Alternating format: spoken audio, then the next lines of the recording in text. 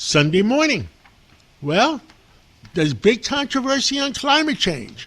And finally, the United Nations has said, well, maybe it's not really happening.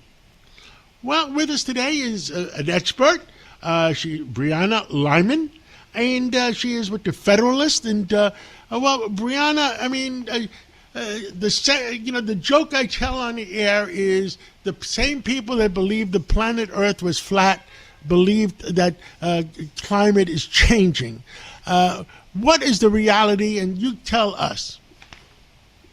And John, those same people also believe that men can become women. So that's the kind of caliber of people that we're dealing with here. Look, the UN came out and they said, look, after 50 years of getting it wrong every single time, we finally decided that climate change isn't actually that big of a deal, right? It's not happening the way it would. And, a lot of people are trying to just kind of sweep that revelation under the rug, especially Democrats, because they sold the climate change lie for decades to their voters. And yet they're stopping it now. And it's not because they suddenly found new evidence. Okay, the evidence they use now is the evidence that all the, climate deniers and Nazi collaborators had for 30, 40 years saying, hey, look, Florida's actually not going to go underwater. What happened now is that it is so politically toxic to run on climate change, because what comes along with climate change is affordability issues, right? Democrats' policies drive up costs for families, for small businesses. It causes disinvestment. And so Democrats are trying to, buffer their electoral prospects this November by backing off a really toxic platform. Well, you're absolutely right. And, when I spoke at a forum the other day, and what I said is, because everybody says CO2 is going up. But I gave them the interpretation of why CO2 is going up. The reason CO2 is going up, when we go from 7 billion people to 8 billion people, the planet Earth adjusts for it, because CO2 feeds the plants, and the planet Earth has to grow more plants to feed those extra billion people. Right, and those same people are the ones who said that we would have an overpopulation crisis and we had to stop having children for that exact reason you just mentioned. And yet now, 15 years after that initial, stop having kids, we're overpopulating the Earth and causing climate change happen, we're now facing a birth rate crisis, not just in the United States, but across the West. So these people have consistently gotten it wrong for years, and none of them are going to be held accountable, right? Al Gore, John Kerry, the rest of the climate activists, none of them are going to have to pay back any of the money that they got either in grants or got paid for by climate activists to go and speak about climate change. It was all this ruse just to, line the coffers of Democratic allies. And for what? Like, what did we get out of it? The only two things that we really got out of it were, again, higher gas prices. And we gave places like China and even India an edge, right? They never stopped producing the emissions they produce. China is responsible for a third of global emissions. Nothing we do here, we could cut all emissions tomorrow and it would still be negligible until China and India and a few of our other allies, or not allies, world partners, also took those same measures. But they didn't. And Democrats never went after China or India, and so they shipped our jobs there, right? They actually gave them more incentive to produce emissions. So it was all a big farce, and people are going to try to sweep it under the rug the same way they did the COVID scandal. And I really wish people would not let that happen.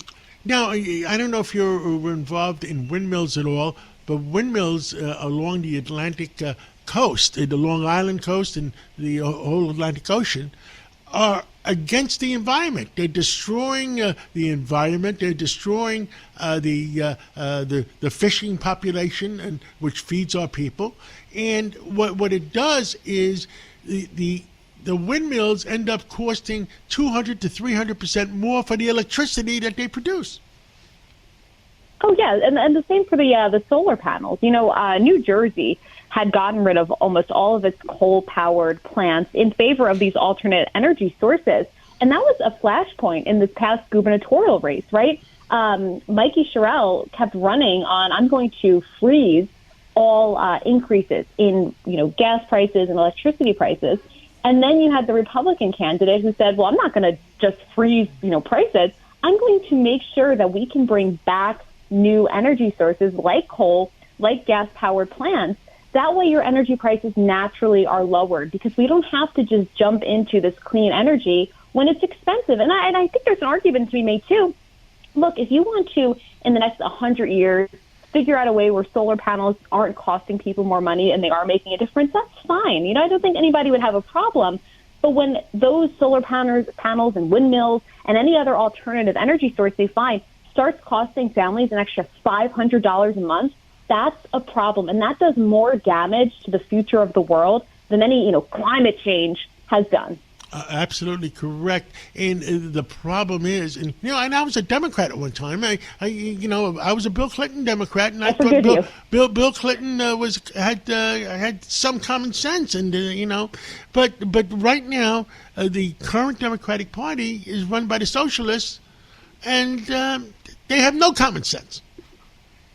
None at all. And again, all of these, especially the progressives, they like to hang their hat on the climate change thing because they don't actually have anything to fight for, right? So they have to find something to kind of rally their own base with. And climate change falls into that whole social justice, equity thing you constantly hear about, except there's no measurable way to determine whether that social justice is working, that equality is working, that climate justice is working. I heard Harrison Ford at a commencement address just recently talking about how climate change and social justice go hand in hand and you can't do one without the other, so let's do both. And it's like, maybe he didn't get the memo, but Democrats don't want to talk about climate change because it is destroying a constituency that they desperately need. I read a paper in the New York Times, too, maybe like a month ago, and it basically said that all of these Democrats, the reason that they've been debating that they should talk about climate change is because they want to focus their shtick on affordability. And you can't talk about affordability. It doesn't go together in the same breath. Brianna, exactly. we're out of time, but I want to talk to you again some more in the near future. And please stay in touch with us. And thank you so much for coming on this Sunday morning on the Cats Roundtable. And we'll continue to talk, and we'll catch up soon and have a great Memorial Day weekend. You too. Thanks so much for having me.